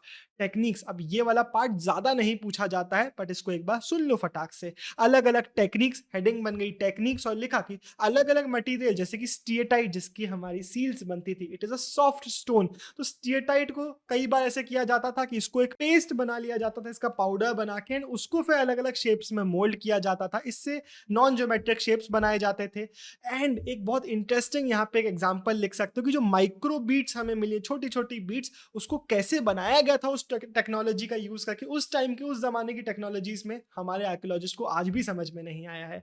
इसके बाद एक नॉर्मल पॉइंट है कि आर्कियोलॉजिस्ट के एक्सपेरिमेंट्स ने हमें बताया है कि जो कार्नीलियन है वो एक्चुअली येलो कलर का होता है उसका रॉ मटेरियल, लेकिन उसको फायर किया जाता था अलग अलग स्टेजेस ऑफ प्रोडक्शन में, उसके बाद फाइनली उसका जो रेड कलर है वो ऑब्टेन होता था। यहाँ पे बहुत सारी चीजें बनाने के लिए जो नोड्यूल्स मतलब पत्थर के जो टुकड़े यूज किए जाते थे, पहले उनको रफ शेप्स में तोड़ा जाता था, फिर उसको फाइनली फ्लेक किया जाता था, उसको फाइनल फॉर्म में लेके आया जाता था धीरे धीरे ग्राइंड करके, उसकी ग्राइंडिंग होती थी, उसमें गड्ढे वगैरह ग्राइंडिंग होती थी, फिर उसको पॉलिश करते थे, फिर उसमें ड्रिलिंग का यूज करके गड्ढे बनाए जाते थे। तो ये सारी चीजें यहाँ पे craft production was extensive level पे परफॉर्म किया जा रहा था। एंड इसके लिए हमारे पास स्पेशलाइज्ड ड्रिल्स देखने को मिली, उनमें होल्स करने के लिए कहाँ कहाँ मिली है इसका क्वेश्चन आता है। स्पेशलाइज्ड ड्रिल्स लिख सकते हो चानूदारों में तो ऑब्वियसली, लोथल में भी, एंड मोर रिसेंटली ढोलावीरा में भी। अगला एक एमसीक्यू में आता है कि शेल ऑब्जेक्ट्स कहाँ पे बनाए जा रहे थे, तो उसके लिए नागेश्वर और बालाकोट, नागेश्वर और बालाकोट याद रखना है, दोनों ही नियर द कोस्ट है जहां से शेल मिल जाता था। तो शेल का यूज करके बैंगल्स, लेडल्स मतलब जो चमचे टाइप्स के जो होते हैं, इनलेज मतलब जो अलग अलग चीजों में इनलेज, जो आप मान लेते हैं इसमें बॉटल में मैंने एक पीस लगा दिया तो उसको मैं एक इनले बुला सकता हूँ, तो ऐसे इनलेज बनाए जा रहे थे शेल का यूज करके। एंड ये जो चानूदारो है तो छोटा है, बालाकोट, नागेश्वर जरूरी नहीं है यहाँ पे प्रोडक्शन हो रहा है तो यहीं पे यूज किया जाता था। कई बार इन फिनिश्ड प्रोडक्ट्स को चानूदारो में बनाया, लोथल में बनाया, लेकिन उसके बाद मोहनजोदारो में या फिर हड़प्पा में लेके चले गए, वहां पे यूज किया जा रहा है। अब क्वेश्चन पूछेगा कि पता कैसे चला कि चानूदारो सेंटर ऑफ प्रोडक्शन है, कैसे पता चलेगा? तो इसके लिए रॉ मटेरियल हमें मिलेंगे, वहां पे स्टोन नोड्यूल्स मिलेंगे, वहां पे हमें मटेरियल्स मिलेंगे, वहां पे हमें शेल, कॉपर ओर मिलेगी, इसके अलावा टूल्स मिलेंगे, इसके अलावा अनफिनिश्ड ऑब्जेक्ट्स वहीं पे पड़े मिलेंगे, and rejected and waste material मिलेगा। इसके नीचे लिखना एक पॉइंट बना के कि waste is actually one of the best indicators. जो फिनिश्ड गुड्स है उसको तो यहां से उठा के कहीं और ले जाया जाएगा, लेकिन वेस्ट तो वहीं पड़ा रहेगा ना, स्पेशली जो छोटे छोटे माइन्यूस्क्यूल टुकड़े हैं, माइन्यूस्क्यूल मतलब बड़ा वेस्ट है तो उसको रीयूज कर लिया जाएगा, लेकिन छोटे छोटे जो टुकड़े हैं वो वहीं पे पड़े मिलेंगे, and they help us to identify craft production के सेंटर्स कहाँ थे। अब इसका मतलब ये नहीं है कि चानूदारो क्राफ्ट प्रोडक्शन का सेंटर था तो बड़े सेटलमेंट जैसे कि मोहनजोदारो या फिर हड़प्पा में क्राफ्ट प्रोडक्शन हो ही नहीं रहा था, वहां पे भी क्राफ्ट प्रोडक्शन किया जाता था। अब एक टॉपिक इसी से रिलेटेड, इतना सारा मटेरियल यूज हो रहा है, इतनी सारी चीजें, तो कहाँ कहाँ से उसको कैसे कैसे लाया जाता था। तो हमें टेराकोटा मॉडल्स देखने को मिले हैं बुलक कार्ट्स के, मतलब बुलक कार्ट्स का यूज किया जा रहा था। इसके अलावा हमें क्लियरली पता है कि रिवर रूट्स का भी यूज किया जा रहा था। हमें इंडस और उसकी ट्रिब्यूटरीज का यूज करके ये लोग अलग अलग जगहों पर जा रहे थे, जिसके लिए ये लोग बोट्स वगैरह यूज करते थे। अब आता है मेन क्वेश्चन। तो क्वेश्चन पूछेगा कि विद इन द सबकॉन्टिनेंट कहाँ कहाँ से ये लोग क्या क्या ला रहे थे और क्या क्या स्ट्रेटजीज थी मटेरियल प्रोक्योर करने की। प्रोक्योर करना मतलब मंगवाने के लिए, लेके आने के लिए। तो पहली स्ट्रेटजी थी इस्टेब्लिशिंग सेटलमेंट्स, जैसे कि नागेश्वर और बालाकोट कहाँ पे इस्टेब्लिश किए गए थे, जहाँ पे शेल मिलता था। ऐसे ही शौर्तुगल के साइड्स, जो कि इतने दूर अफगानिस्तान के रीजन पे, वहां पे लापिस लजूली मिलता था। लापिस लजूली लिख लो, लापिस लजूली एक ब्लू स्टोन है जिसकी हाई वैल्यू थी। फिर लोथल से क्या क्या मिल रहा था, लोथल से कार्नीलियन मिल रहा था, स्टीएटाइट मिल रहा था, एंड हमें मेटल मिल रहे थे। तो ये अलग अलग सेटलमेंट बनाए ही ऐसे थे कि यहां से हमें कुछ चीजें मिले। दूसरी स्ट्रेटेजी क्या हो गई, सेंडिंग एक्सपीडिशंस। एक्सपीडिशन मतलब लोगों को भेजना कि यहाँ पे जाओ, वहां से ये सामान लेके आना। उसके लिए मे बी ये लोग बार्टर वगैरह कर रहे होंगे, किसी भी तरीके से लेके आते होंगे। तो सेंडिंग एक्सपीडिशन हेडिंग हो गई। और लिखना कि खेतरी रीजन में, एक राजस्थान का खेतरी रीजन है, वहां पे एक्सपीडिशंस भेजे गए कॉपर को लेके आने के लिए। साउथ इंडिया में एक्सपीडिशंस भेजे गए गोल्ड को मंगवाने के लिए। एक्सपीडिशंस के थ्रू ये लोग अलग अलग लोकल कम्युनिटीज के साथ इंटरेक्ट भी करते थे। एंड हड़प्पन्स के जो माइक्रो हमें बीट्स देखने, हमने पढ़ा ना हड़प्पन्स माइक्रो बीट्स मिले, अब ये माइक्रो बीट्स हमें अलग रीजन्स में भी देखने को मिले जहां पे हड़प्पन सिविलाइजेशन नहीं है। तो वो एक एविडेंस है कि इनका कनेक्शन था उन लोगों के साथ। अब खेतरी रीजन की हम बात करें, राजस्थान का ये जो रीजन है वहां पे हड़प्पन सिविलाइजेशन नहीं थी, वहां पे एक दूसरी सिविलाइजेशन थी जिसको हम हड़प्पन कल्चर नहीं बुलाएंगे ऑब्वियसली, उसको हम बुलाते हैं गणेश्वर जोधपुर कल्चर। लिख सकते हो खेतरी में गणेश्वर जोधपुर कल्चर हमें देखने को मिलता है। और Ganeshwar Jodhpur culture is very well known for its rich copper items. तो वहां पे बहुत सारे कॉपर के मटेरियल्स हैं, तो वहां से हम कॉपर लेके हमारे यहाँ पे लेके आ रहे थे। कैसे पता चला कि वहां पे भी हमारे हड़प्पन्स की चीजें मिली, हमारे यहाँ पे उनका कॉपर मिला।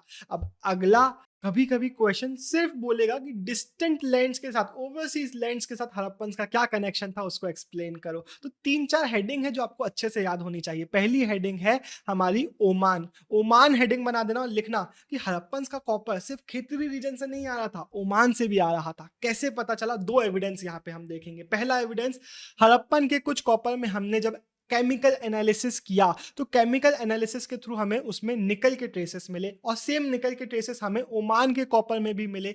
तो एक एविडेंस तो ये हो गया, लेकिन एक एविडेंस से हिस्ट्री में कभी काम नहीं बनता, हमें और एविडेंसेस मिले। एक डिस्टिंक्टिव हड़प्पन वेसल था, एक हड़प्पन जार जो कि हड़प्पन साइट्स में बन रहा था। उसके फीचर्स एक बार फटाक से सुन लो। इसमें thick layer of black clay को कोट किया जाता था, जिससे पर्कुलेशन ऑफ लिक्विड, मतलब इससे लिक्विड्स बाहर ना बहे, इसलिए लेयर इस पे चढ़ाई जाती थी। तो जो ये ब्लैक जार है, ये हड़प्पन्स का ब्लैक जार था। अब इसमें क्या भर के लेके जाते होंगे ये हमें नहीं पता, लेकिन ये जार हमें ओमान में मिला है। तो 2 एविडेंस हो गए ना। इससे हमें पता चला कि हमारा जो कॉपर था वो ओमान से भी आ रहा था। इसके बाद और भी एविडेंसेस हैं। मेसोपोटामिया, जिसके बारे में 11th में पढ़ा था, मेसोपोटामिया के टेक्स्ट को हम पढ़ पाए थे, एंड उसके टेक्स्ट में dated 3rd millennium BC. Millennium मतलब क्या? जब हम पहले 1000 साल, अगर हम कॉमन एरा के पहले 1000 साल की बात करेंगे तो फर्स्ट मिलेनियम कॉमन एरा उसको बुलाएंगे, लेकिन 1000 साल बीसी के बात करेंगे तो वो है फर्स्ट मिलेनियम बीसी। उसके पीछे के 1000 साल सेकंड मिलेनियम बीसी, और उसके पीछे के 1000 साल थर्ड मिलेनियम बीसी। सिंपल सादी भाषा में 3000 बीसी से लेके 2001 बीसी का जो पीरियड है, जिसमें हमारी हड़प्पन सिविलाइजेशन भी थी, उस टाइम का मेसोपोटामियन टेक्स्ट मिला। मतलब हड़प्पन सिविलाइजेशन और मेसोपोटामियन सिविलाइजेशन कंटेम्पररी थी। एंड उसने बोला कि मेसोपोटामिया को कॉपर जो मिल रहा है वो मगान से मिल रहा है। तो मगान प्रोबेबली ओमान के लिए ही एक अलग नाम था। यहाँ पे मैप में देखो अलग नाम है। हमारी हड़प्पन सिविलाइजेशन ये है, यहां से हमारा कॉपर आ रहा था, एंड मेसोपोटामिया ने बोला मगान से भी हमारा कॉपर आ रहा है, उनके कॉपर में भी हमें निकल मिला। तो इट सजेस्ट कि ये है वो रीजन मगान का, जहां से ओमान का, जहां से कॉपर अलग अलग जगहों पर जा रहा है। मेसोपोटामियन साइट्स के उसमें भी हमें निकल मिला है। और भी एविडेंसेस मिले हैं। मेसोपोटामिया और हड़प्पन्स के कनेक्शन के भी एविडेंसेस मिले हैं, जैसे कि Harappan seal, Harappan weights, Harappan dice, Harappan beads, ये सारी हमें वहां पे देखने को मिली है। तो अब यहाँ पे कुछ नाम रट्टा मार लो, चाहो तो कॉपी में लिख लो। मेसोपोटामियन टेक्स्ट ने अलग अलग नाम दिए। दिलमुन बुलाया आइलैंड्स ऑफ बहरीन को, आपको यहाँ पे दिलमुन देखने को मिल रहा है। इसके अलावा लिख लो इसको, दिलमुन बुलाया आइलैंड्स ऑफ बहरीन को, मगान बुलाया ओमान को, और मेसोपोटामिया को बुलाया मेलुआ। मेलुआ बहुत इंपॉर्टेंट है। मेलुआ से क्या क्या जा रहा था मेसोपोटामिया, वो देखो। मेलुआ से कार्निलियन जा रहा था, लापिस लजुली जा रहा था, कॉपर, गोल्ड और वेराइटीज ऑफ वुड्स जा रहे थे। एक मेसोपोटामियन मिथ है जो मेलुआ के लिए बोलती है, may your bird be the हज bird, may its call be heard in the royal palace. May भी एक ऑस्पिशियस सेइंग टाइप का होगा कि may your bird be the हज बर्ड, जिसको एक ऑस्पिशियस सिंबल की तरह देखा जाता होगा। हज बर्ड का एमसीक्यू आता है, तो हज बर्ड कौन सी बर्ड थी? आर्कियोलॉजिस्ट बोलते हैं कि it was probably the peacock. तो may your herd be the auspicious हज bird the peacock, and its call be heard in the royal palace. कि आप आए हो, आपका जो कॉल है, आपकी जो भी बातें हैं, उसको रॉयल पैलेस में भी शायद सुना जाए, ऐसी पुकार यहाँ पे लगाई जा रही है। तो पिकॉक का आंसर टिक लगा के आना, हज बर्ड क्या थी। एंड इसके बाद ओमान, बहरीन और मेसोपोटामिया का जो ट्रांसपोर्टेशन हो रहा है, जो कनेक्शन हो रहा है, वो किसके थ्रू हो रहा है? वो सी रूट्स के थ्रू हो रहा है। मेसोपोटामियन टेक्स्ट ने तो बोला भी कि जो मेलुआ के लोग हैं, they are land, the Meluhha is land of seafarers. ये लोग सी के थ्रू आते हैं। एंड हमें डिपिक्शंस बोट्स के सील्स में, शिप्स के सील्स में डिपिक्शन इस तरीके के देखने को भी मिले हैं। तो इन ओमान, मगान, बहरीन, हमारा मेसोपोटामिया, इन सब के बीच में कनेक्शन हो रहा है। अब बहुत इंपॉर्टेंट टॉपिक आ गया, इसको अच्छे से सुनो, लेकिन थोड़ा सा उसका इंट्रोडक्शन है पहले। एक इंपॉर्टेंट पॉइंट है कि सील्स एंड सीलिंग्स क्या करते थे, लॉन्ग डिस्टेंस ट्रेड को फैसिलिटेट करते थे। आपको एक गुड को एक जगह से दूसरी जगह भेजना है तो आप क्या करोगे, आपने बैग में रखा, रस्सी से बांधा एंड आपने वेट क्ले लगा के उसमें एक सीलिंग लगा दी, तो इट विल इंश्योर कि जैसे ही वो सूख जाएगा सीलिंग एक बार, तो फिर आपको तोड़ना पड़ेगा उसको, तोड़ा नहीं तो खोला नहीं। तो अगर नहीं टूटा है मतलब सील इंटैक्ट है एंड किसी ने भी उसको टेम्पर नहीं किया है, तो ये लॉन्ग डिस्टेंस को फैसिलिटेट करता था। उसमें थप्पे में क्या लगाते थे, सेंडर की आइडेंटिटी उसमें लिख देते थे। एंड यहां से स्टार्ट होता है बहुत इंपॉर्टेंट क्वेश्चन आपसे पूछेगा एनिग्मेटिक स्क्रिप्ट के बारे में। एनिग्मेटिक मतलब होता है यहाँ की जो स्क्रिप्ट है हड़प्पन स्क्रिप्ट, वो हमारे लिए बहुत कंफ्यूजिंग है, लेकिन क्यों है, 8 मार्क का क्वेश्चन। पहला पॉइंट आपने ऊपर देख लिया, अगला वो इंट्रोडक्शन हो गया। अगला पॉइंट, हड़प्पन सील्स में यूजुअली एक लाइन ऑफ राइटिंग होती थी। दूसरा पॉइंट कि वो यूजुअली शॉर्ट, मतलब शॉर्ट ही है। वो सबसे जो लॉन्गेस्ट हमें इंस्क्रिप्शन मिला है वो भी 26 साइंस का मिला है, तो ये नंबर याद रखना। फिर उसमें क्या लिखा होता था, उसमें probably name and title of the owner होता था, एंड जो मोटिव मतलब जो भी सिंबल बना है जनरली एक एनिमल सिंबल होता था, तो मे बी उन लोगों के लिए होता होगा जो उस स्क्रिप्ट को पढ़ नहीं सकते हैं। एंड इंस्क्रिप्शन शॉर्ट हैं लेकिन स्टिल हमने इनको डिसाइफर नहीं किया है, they are undeciphered to date. Even though हम उसको नहीं पढ़ पाए, हमें एक चीज क्लियर है कि इट इज नॉट अल्फाबेटिकल। ऐसा नहीं है कि हर एक वॉवेल हर एक कॉन्सोनेंट के लिए एक कोई लेटर है, नहीं नहीं नहीं, वहां पे सिलेबल्स के लिए अलग अलग साइंस यूज किए गए हैं, क्योंकि लिमिटेड नहीं है ना वो, 375 से 400 साइंस इस स्क्रिप्ट में है, तो कैसे पढ़ेंगे, इसलिए ये मुश्किल है इसको समझना। राइट से लेफ्ट की तरफ लिखा जाता था, कैसे पता चला, राइट की तरफ सील्स में स्पेसिंग होती थी and cramping towards the left, hence right to left. अगला लास्ट कंक्लूडिंग पॉइंट आपका बनेगा कि वैरायटी ऑफ ऑब्जेक्ट्स में, जैसे कि सील्स में, कॉपर टूल्स में, रेम ऑफ जार्स में, कॉपर में, टेराकोटा टैबलेट्स में, बहुत सारी चीज़ों में इनको लिखा जा रहा था। कंक्लूजन में लिख देना, तो क्या लिटरेसी वाइड स्प्रेड थी या फिर शायद कुछ ही लोग थे जो इतने सारी चीज़ें लिख रहे थे, इसके हमें एग्जैक्ट एविडेंसेस नहीं मिलते हैं। अगला क्वेश्चन, छोटा सा क्वेश्चन वेइंग सिस्टम का। हड़प्पन सिविलाइजेशन के मैच्योर हड़प्पन कल्चर में बहुत प्रिसाइज वेइंग सिस्टम को यूज किया जाता था। पहला पॉइंट बनेगा, जो वेट्स होते थे उनको चर्ट नाम के क्यूबिकल पत्थर से बनाया जाता था, एंड ये क्यूबिकल होता था जिसमें कोई भी मार्किंग नहीं होती थी। लोअर डिनोमिनेशन मतलब जो हल्के वेट्स के लिए जो वेट्स होते थे हमारे, वो बाइनरी में 1 2 4 8 16 32 64 इस तरीके के बाइनरी सिस्टम को फॉलो करते थे। और जो हायर डिनोमिनेशन मतलब जो भारी वेट्स वाले वेट होते थे, वो डेसिमल सिस्टम मतलब टेंस वाला 160 200 326 44 80 टेंस वाला जो बाइनरी डेसिमल सिस्टम है उसको यूज करते थे। इसमें कंफ्यूज मत होना, लिख के रख लो, lower binary higher decimal. And इसको आप ऑब्वियसली वेट्स को हाथ में तो नहीं तौल पाओगे आप, तो आप क्या करोगे, मेटल स्केल्स हमें मिले हैं जिसका यूज करके ये लोग वेट्स का यूज करते होंगे। अब जो लोअर डिनोमिनेशन के हैं वो ज्वेलरी और बीड्स और हल्की जो चीजें हैं उनको वे करने के लिए, बाकी चीजें भारी को वे करने के लिए। अब आता है एक बहुत इंपॉर्टेंट, हर क्वेश्चन के लिए बोल दे रहा हूं मैं, बट ये ज्यादा चैप्टर ही ऐसा है, इसके कुछ टॉपिक्स ना बहुत इंपॉर्टेंट है। टॉपिक नंबर 8 पूछेगा आपसे, एंशिएंट अथॉरिटी के बारे में बताओ। हड़प्पन सिविलाइजेशन में कोई रूलर था या नहीं था? ये मोदी जी नहीं है, ये है प्रीस्ट किंग जो हमें हड़प्पन सिविलाइजेशन के स्टैचू मिले हैं। तो था रूलर या नहीं था, उसको जरा हम अनफोल्ड करना चालू करते हैं। पहला टॉपिक का पहला पॉइंट बना देना कि हमें बहुत कॉम्प्लेक्स डिसीजन मेकिंग देखने को मिली है through out the chapter. Uniformity हमें आर्टिफैक्ट्स की देखने को मिली है, चाहे वो पॉटरी हो, चाहे वो सील्स हो, वेट्स हो या फिर ब्रिक्स हो। तो हेडिंग हो गई, सब हेडिंग यूनिफॉर्मिटी। ब्रिक्स वाला एग्जाम्पल की जम्मू से लेके गुजरात तक एक सेंटर तो था नहीं, अलग अलग सेंटर थे लेकिन स्टिल यूनिफॉर्मिटी थी। एक एग्जांपल जो सजेस्ट करता है कि कोई ना कोई अथॉरिटी तो थी। यूनिफॉर्म रेशो का पॉइंट यहाँ पे बना के आना। अगला पॉइंट कि सेटलमेंट्स को कैसे स्ट्रेटेजिकली प्लेस किया जाता है। अरे वहां पे ये मिल रहा है वहां पे बना दो, वहां पे ये मिल रहा है वहां पे ये बना दो। साथ में लोगों को एक्सपीडिशंस में भेजा जा रहा था, लेबर फोर्स को मोबिलाइज किया जा रहा था। ये सारे सजेशंस हैं कि यहाँ पे अथॉरिटी तो थी ही, लेकिन किस टाइप की अथॉरिटी थी, तो इस पे हमारे जो आर्कियोलॉजिस्ट हैं दे आर डिवाइडेड। एक सिंगल आंसर नहीं है।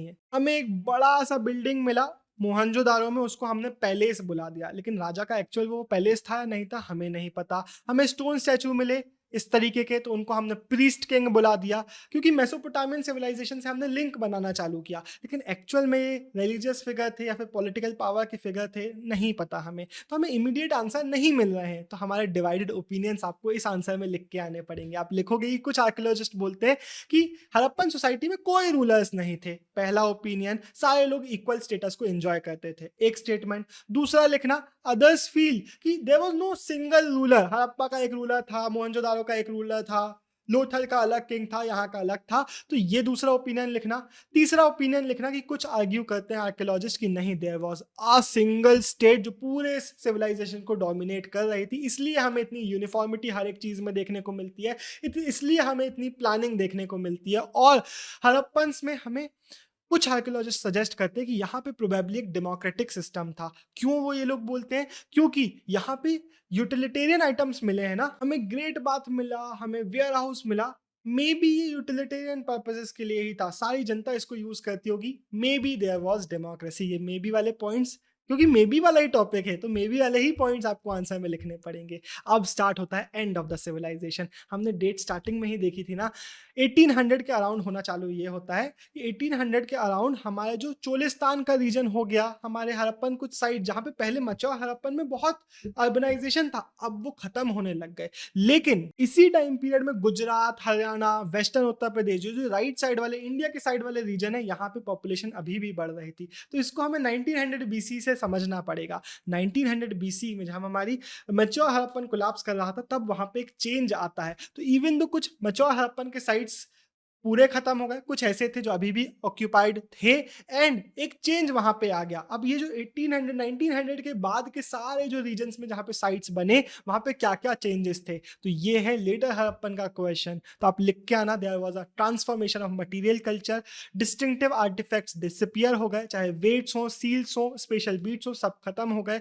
राइटिंग और लॉन्ग डिस्टेंस जो ट्रेड था वो खत्म हो गया, क्राफ्ट स्पेशलाइजेशन डिसअपीयर हो गया। अब बहुत कम चीजों को यूज किया जाता, far fewer materials were used to make far fewer things, and जो हमारा हाउस कंस्ट्रक्शन टेक्निक्स थे वो भी डिटीरियोरेट हो गए, वो भी खत्म होने लग गए, खराब होने लग गए।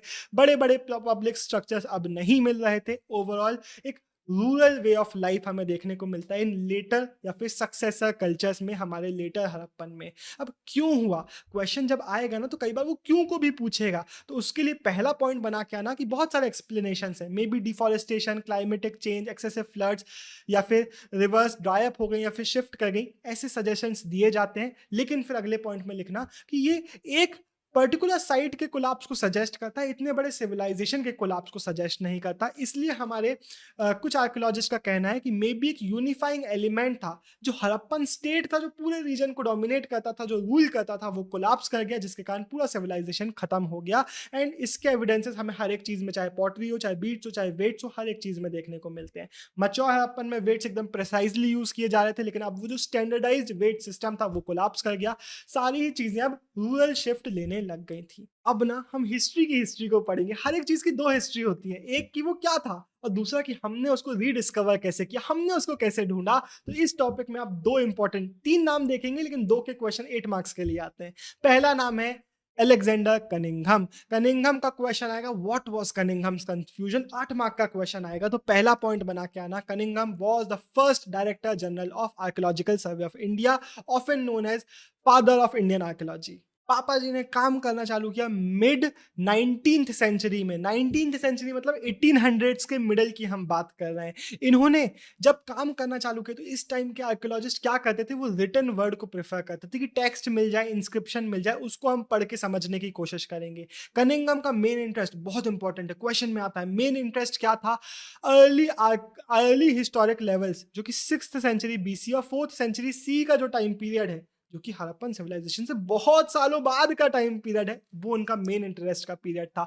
और इसके जो लेटर पीरियड थे, मतलब इसके और बाद के पीरियड्स की वो स्टडी करने की कोशिश कर रहे थे। लेकिन इनको पता ही नहीं था कि हमारी जो चीजें इनको मिल रही हैं, जिस सिविलाइजेशन की चीजों को वो स्टडी कर रहे हैं, वो इस टाइम पीरियड की नहीं है, इससे बहुत पुरानी है। 6000 BC से लेके 1300, तो वो तो बहुत पीछे हो गए। अभी तो 6th सेंचुरी BC मतलब 600 पे आ गए आप, तो आप बहुत आगे की बात कर रहे हो। तो ये इनकी दिक्कत थी। इन्होंने पहला पॉइंट ये हो गया, फिर इनका ये टाइम पीरियड इंटरेस्ट वाला हो गया। अगला इन्होंने क्या यूज किया, इन्होंने चाइनीज बुद्धिस्ट पिलग्रिम्स जो इंडिया आते थे, जो कि बहुत बाद में आए थे, उनके टेक्स्ट को यूज किया, उनके सोर्सेस को यूज किया। ये लोग कब आए थे? 4th और 7th सेंचुरीज कॉमन एरा में आए थे, लेकिन ये तो बहुत बाद हो गया। तो कनिंघम क्या करते थे? हर एक चीज जो उनको मिल रही थी उसको डॉक्यूमेंट कर रहे थे, इन लोगों के टेक्स्ट वगैरह को ट्रांसलेट कर रहे थे, इंस्क्रिप्शंस वगैरह को समझने की कोशिश कर रहे थे, साइट्स को ढूंढते थे, आर्टिफैक्ट्स को ढूंढते थे, लेकिन उन्होंने हड़प्पा को नहीं ढूंढा।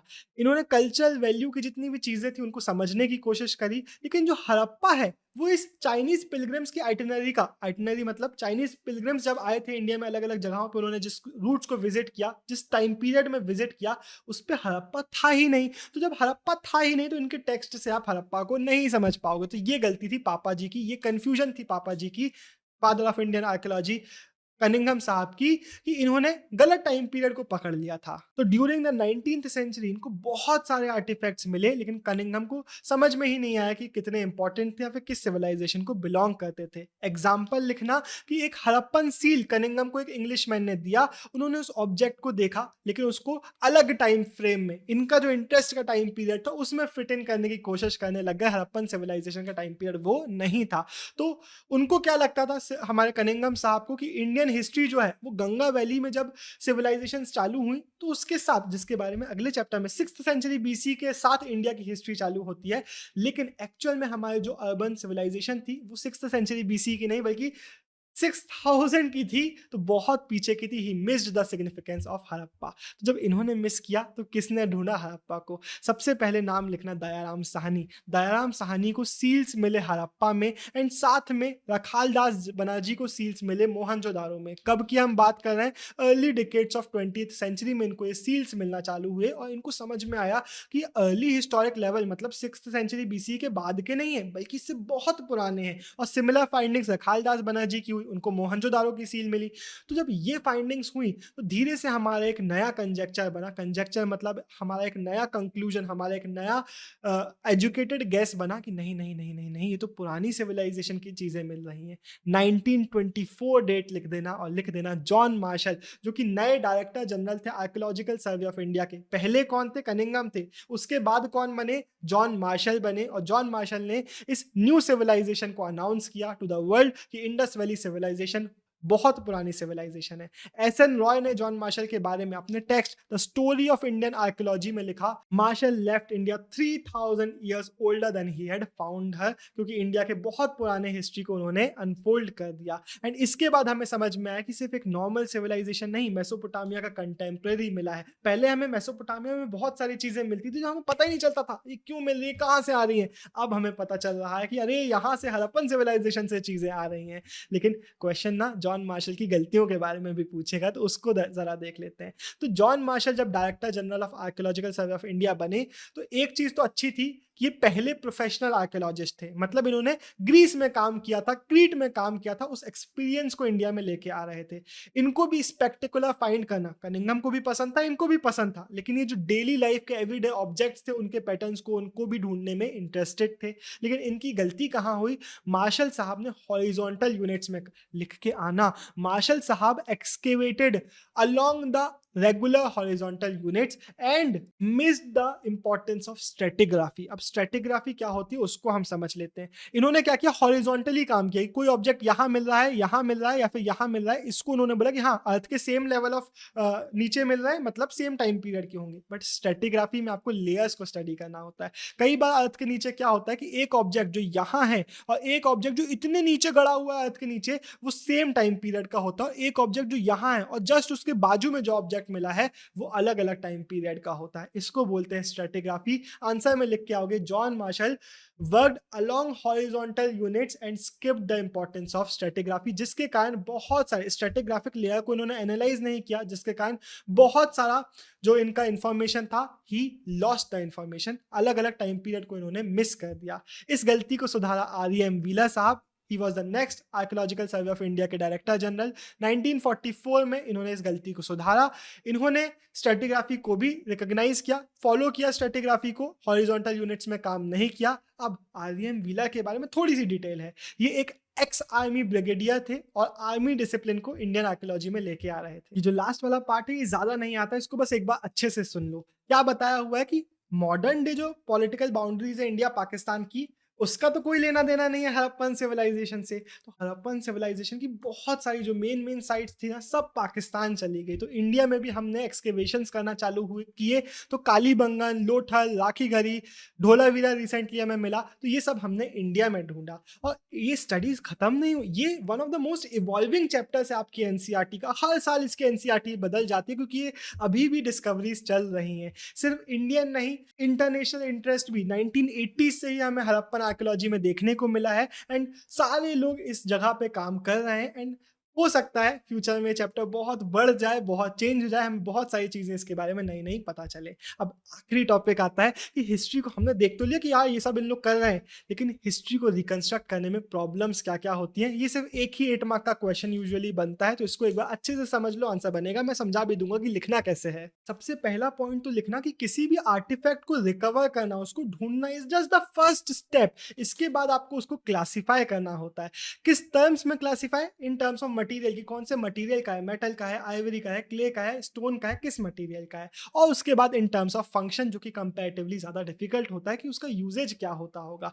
अब ये तो ईजी है, लेकिन इसके बारे में आपको एक सब पॉइंट बनाना है। जब फंक्शन मॉडर्न टाइम के साथ लिंक करता है, जैसे कि हमने उस पीसने वाले कॉइन्स के साथ देखा, तो मॉडर्न डे में भी हम उसका यूज कर रहे हैं, पॉटरी का मॉडर्न डे में हम यूज कर रहे हैं, तो हम बहुत इमीडिएट कनेक्शंस बना सकते हैं कि हाँ आज ऐसे यूज होता है, पहले भी ऐसे ही यूज होता होगा। लेकिन ये चीज अब उसके साथ तो पॉसिबल है, लेकिन हर एक चीज के साथ पॉसिबल नहीं होती। एक और चीज कि आपको ढूंढना होता है, ये समझना होता है कि किस कॉन्टेक्स्ट में वो मिला है। अगर आपको कोई चीज ग्रेव में मिली है, या फिर किल्न मतलब भट्टी में मिली है, या फिर ड्रेन में मिली है, किसी घर के अंदर मिली है, सिटाडेल में मिली है, या लोअर टाउन में मिली है, ये भी आपको क्लास समझना होता है। उसके बेसिस में भी कई बार उसका फंक्शन डिफर कर सकता है। अब कैसे डिफिकल्टीज आती हैं उसको समझने में, वो हम यहाँ पे समझते हैं। सबसे पहले तो आपको बहुत सारे एविडेंसेस को लिंक करना पड़ता है। जैसे कि हमें कॉटन के एविडेंसेस मिले, लेकिन कपड़े के एविडेंसेस नहीं मिले, कपड़े सर्वाइव नहीं करते हैं। तो हमने लिंक्स बनाए कि हाँ हम इमेजेस को देखेंगे, चीज़ों को समझेंगे, उसके थ्रू हमने देखा कि हाँ मे भी इस तरीके के कपड़े ये लोग पहना करते होंगे। तो स्कल्पचर्स और इमेजेस वगैरह को हमने देखने की, डिपिक्शंस को देखने की कोशिश करी। हमने कॉन्टेक्स्ट के साथ मेसोपोटामिया को कंपेयर करने की कोशिश करी, लेकिन फिर भी रिलीजियस प्रैक्टिस, क्वेश्चन जो आता है ना वो यूजुअली रिलीजियस प्रैक्टिसेस का ही आता है। वो बोलते हैं कि रिलीजियस प्रैक्टिसेस को रिकंस्ट्रक्ट करना इतना मुश्किल क्यों है, एक्सप्लेन करो 8 मार्क्स के लिए। तो ये पूरा पैराग्राफ समझाना, लिखना कि reconstruction of religious practices is the most difficult. उसका रीजन है कि आप नॉर्मल ऑब्जेक्ट्स की तरह उसको मॉडर्न टाइम के साथ कनेक्ट नहीं कर पाओगे। हमारे जो आर्कियोलॉजिस्ट को हर वो चीज़ जो अनयूजुअल लगती है, जो अनफेमिलियर लगती है, उसको ये लोग बोल देते हैं कि मे बी इसका कुछ ना कुछ रिलीजियस सिग्निफिकेंस होगा। जैसे कि हमें ऐसी विमेन के फिगर्स देखने को मिले। क्या क्या देखने को मिला? पहला पॉइंट तो इंट्रोडक्टरी हो गया। उसके बाद आप लिखेंगे कि हमें टेराकोटा फिगरीन्स ऑफ विमेन देखने को मिले, जिसको बहुत हेविली ज्वेलरीज पहनाई जा रही थी, heavily jewelled, plus elaborate head dresses जो सर में वो लोग पहन रहे होते थे। तो ऐसे फिगर्स थे जिसको हमने बोला कि देवर मे बी मदर गॉडेसेस। फिर हमें स्टोन स्टैचुरी ऑफ मैन देखने को मिले, बहुत सारे ऐसे स्टोन स्टैचूज जिसमें एक स्टैंडर्ड पोस्चर फॉलो किया जा रहा है, जैसे कि वो एक नी में हाथ रख के सीटेड पोजीशन में बैठे हुए हैं। तो हमने बोला maybe they are priest kings. लेकिन क्या ये एक्चुअल में किंग्स थे, प्रीस्ट थे, क्या थे, हमें नहीं पता। फिर हमें ग्रेट बाथ देखने को मिला, तो हमने बोला मे बी रिचुअल बाथ होता होगा। फायर ऑल्टार्स हमें कालीबंगन, याद रखना फायर ऑल्टार्स हमें कालीबंगन और लोथल में देखने को मिले। तो फायर ऑल्टार्स मतलब क्या? मॉडर्न टाइम में हिंदू प्रैक्टिसेस में हम बोलते हैं हवन कुंड, लेकिन अभी तो ये सारी प्रैक्टिसेस शायद है भी नहीं, है तो कैसी है हमें नहीं पता। तो हमें नहीं पता कि एक्चुअल में इनका फायर ऑल्टार्स का कैसे यूज किया जाता होगा, ये एक प्रॉब्लम है। इसके अलावा आप रिलीजियस बिलीव्स और प्रैक्टिसेस को सील्स के थ्रू समझने की कोशिश करते हो। अब हमें वहां पे कई बार रिचुअल सीन्स देखने को मिलते हैं, हमें प्लांट मोटिव देखने को मिलते हैं। तो हमने बोला plant motive, may be plant को वर्शिप किया जाता होगा, मे बी नेचर वर्शिपिंग होगी। लेकिन फिर हमें एनिमल्स जैसे कि यूनिकॉर्न देखने को मिलते हैं। अब यूनिकॉर्न तो एग्जिस्ट नहीं कर, I am sorry if I am breaking it to you, but unicorn exist नहीं करता। तो कैसे उन्होंने यूनिकॉर्न बना दिया? मे बी वो मिथिकल क्रीचर्स, कॉम्पोजिट क्रीचर्स बना रहे थे कि अलग अलग क्रीचर्स को देखा, उनको कंबाइन करके यूनिकॉर्न बना दिया, मे बी उसको वर्शिप कर रहे होंगे। इसके बाद हमें इस तरीके के फिगर्स देखने को मिलते हैं जो आज आप देखोगे तो बोलोगे अरे शिवजी जैसे दिख रहे हैं, शिवजी शिवजी शिवजी। लेकिन उस जमाने में कैसे लिंक बनाएंगे हम इसका, उसको जरा, ये बहुत इंटरेस्टिंग है शिवजी वाला पार्ट ना, इसको अच्छे से सुनो एक बार। कैसे देखने को मिले? हमें कुछ फिगर्स देखने को मिलते हैं क्रॉस लेग्ड योगिक पोस्चर में, जिनके आजू बाजू एनिमल्स हैं। तो इनको हमने बोला प्रोटो। प्रोटो मतलब होता है अर्ली फॉर्म ऑफ समथिंग, तो प्रोटो शिवा हमने इनको बोल दिया। लेकिन यहाँ पे लिंक बन नहीं रहा है। अब एक दो चीजें और सुन लो, ठीक है।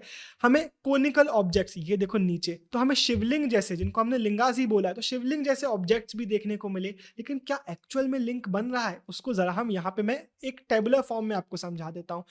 ऋग्वेद कब लिखी, बहुत इंपॉर्टेंट है, ऋग्वेद 1500 बीसी से लेके 1000 बीसी के पीरियड में लिखी गई थी। मतलब हमारे हड़प्पन सिविलाइजेशन के बाद वाला जो इमीडिएट 1000 साल का पीरियड था, उस टाइम पीरियड में ऋग्वेद को लिखा गया है। हड़प्पन सिविलाइजेशन उसके पहले की है, तो ये ऋग्वेद हो गया, ये हड़प्पन सिविलाइजेशन हो गया, और पुराण जो थे हमारे वो और बाद में लिखे गए हैं। तो अब यहाँ पे हम कंपैरिजन देखते हैं। हमारे हड़प्पन सिविलाइजेशन के जो हमें सील्स में डिपिक्शन मिले हैं, उसमें हमें क्या देखने को मिला, एनिमल्स हैं बाजू में, सराउंडेड बाय एनिमल्स, मतलब पशुपति। हमें योगिक पोस्चर देखने को मिला। सेम डिस्क्रिप्शन हमें पुराण के जो शिवजी हैं उनका भी देखने को मिलता है। लेकिन अगर हम ऋग्वेद की बात करें तो वहां पे रुद्र नाम के डाइटी की मेंशनिंग है, जिनको बोला जाता है ये बाद के शिवजी के ही पुराण का नाम है। तो अब रुद्र को यहाँ पे पुराण में शिवजी बताया जा रहा है, लेकिन रुद्र को पशुपति नहीं बुलाया जा रहा, रुद्र डाइटी को योगिक पोस्चर में नहीं दिखाया जा रहा। तो इससे क्या समझ में आया कि हड़प्पन्स का जो डिस्क्रिप्शन है वो पुराण से मैच कर रहा है, लेकिन उसके बाद जो ऋग्वेद लिखा गया उससे मैच नहीं कर रहा है। तो एक कंटिन्यूटी नहीं है। तो ये दिक्कत आती है रिलीजियस प्रैक्टिस में। आप कैसे बोल सकते हो हाँ ये पुराण से मैच तो कर रहा है, वही है, जब उसके इमीडिएट बाद जो ऋग्वेद लिखे गए उससे मैच नहीं कर रहा है। तो ऐसी जब दिक्कतें आती है तो हमारे आर्कियोलॉजिस्ट को समझ में नहीं आता कि एक्चुअल में सिनेरियो क्या है। हमें शमन्स देखने को मिल जाते हैं। शमन्स के बारे में आपको याद रखना है, शमन्स कौन थे। तो शमन्स इतना गोद दिया, मेरे को शमन ही नहीं दिख रहा था, कहाँ चला गया बॉक्स। तो शमन्स वो मेन और विमेन थे जो क्लेम करते होंगे magical powers and healing powers को। तो हो सकता है ये ऋग्वेद या फिर पुराण के शिवजी नहीं है, ये हमारे हड़प्पन सिविलाइजेशन के प्रोटो शिवा नहीं है, बल्कि शमन का डिस्क्रिप्शन है, ये भी हो सकता है। हो सकता है जो शिवलिंग जिसको हम बुला रहे हैं ये कोई गेम खेलते हो उसके पीसेस हो, ये भी हो सकता है। इसी के साथ ये वीडियो खत्म होती है। अगर आपको वीडियो अच्छी लगी तो प्लीज़ लाइक और कॉमेंट कर दें, क्योंकि होता ही है ना कि यूट्यूब पुश करता है अगर आप लाइक और कॉमेंट करते हैं। तो कॉमेंट में क्या करेंगे, लिख देना, ठीक है। And bye bye, signing off, देव टाइम गुड़िया। twinbros.in को चेक कर लेना। अगर बैच लोगे तो सारी चीज़ें मिलेंगी। अगर अलग से कुछ चीज़ें लेना चाहते हो जैसे कि नोट्स या फिर बाकी मटेरियल, हमारा क्वेश्चन आंसर, तो वो आपको वहाँ पे मिल जाएंगे। Bye bye, I love you.